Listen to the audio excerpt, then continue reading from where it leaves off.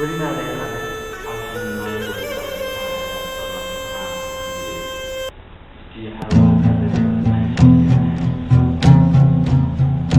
أكيد. طيب مين اللي يدعم علي عبد الله صالح؟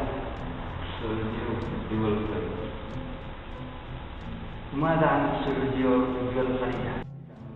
علي صالح عشان يخرج. علشان يخرج. وماذا عنهم لحتى يكرهوا اليمن إلى الدنيا؟ الإعداد يحضروا الأسلحة ويتصلوا علي في أني حركة ترسلهم لعندي وقودنا العملية. يلا يلا نصر.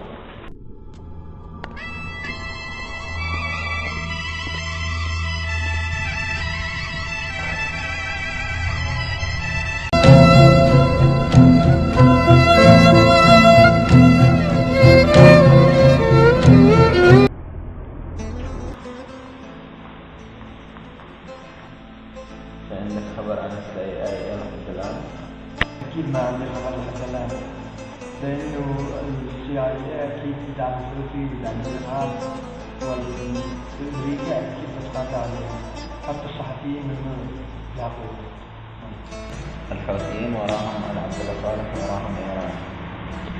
أكيد الحوثيين هدفهم الوحيد من نفس الشعب، لحتى يلعبوا عليهم ويدشوهم لحتى يسبوهم ويتقاع، يعني يتقاع قوتهم كبيرة، ويسبوا البعض من الشباب والبعض من المواطنين لحتى يقووا يدهم، لحتى يواجهوا الدولة يوم من الأيام بكل شكل من الأشكال. بس أنا أتوقع في عام 2015 أكيد يخطط من الجيش كيف يستهدف حياة الدولة. والبرلمان إيش هدف؟ بس أعتقد أن البرلمان كله حزب يستهدف المخابرات اليمنية. ما لازم نسمح للقاعدة دخول الأراضي اليمنية. أنا برأيي يا معلم لازم نهاجمهم بأسرع وقت قبل ما يتوسعوا أكثر. إيش رأيك بالانفصال الجنوبي؟ هل سوف يسبب بخراب للبلاد أم سوف يكون من مصلحة البلاد؟ الكل.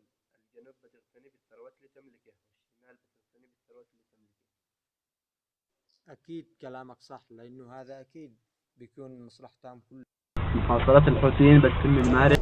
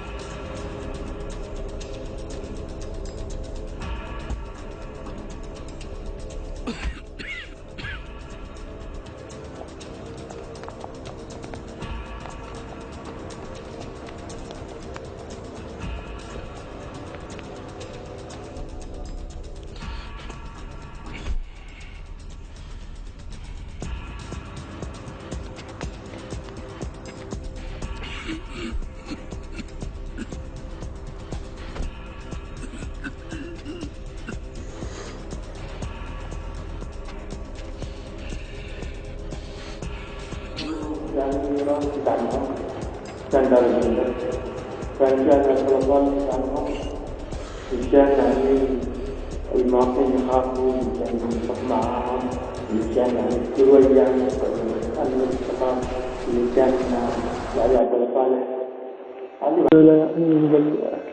بالنسبة للتوفيق تجي من القطاع النقاط